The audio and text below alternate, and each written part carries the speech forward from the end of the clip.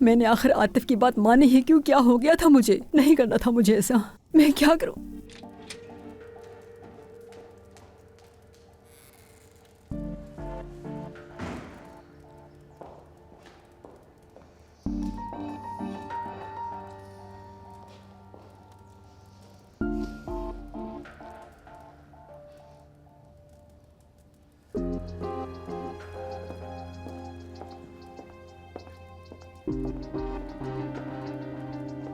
या अल्लाह मेरी मदद करना, किसी को कानो कान खबर ना हो, बस आज मुझे बचा लेना।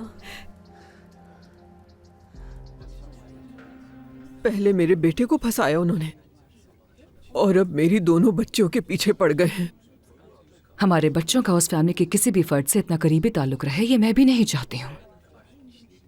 उसके सामने मैंने इख्तिलाफ तो नहीं किया, मगर तूबा और जिम का रिश्ता मुझे बहुत परेशान करता है अम्मी, पता नहीं क्या करूं। मैं भी बहुत दुखी हूँ कि मेरी बेटियों ने उन लड़कों को पसंद किया। अगर उनका ताल्लुक नसरीन के खानदान से ना होता तो मुझे बुरा नहीं लगता ये सब। सही कहा अम्मी जान। पता है मैं अपनी तलाक से पहले भी इस रिश्ते के काफी खिलाफ थी, वो भी नसरीन की वजह से नहीं बल्कि उसके माली हालात की वजह से मुझे एतराज था, मगर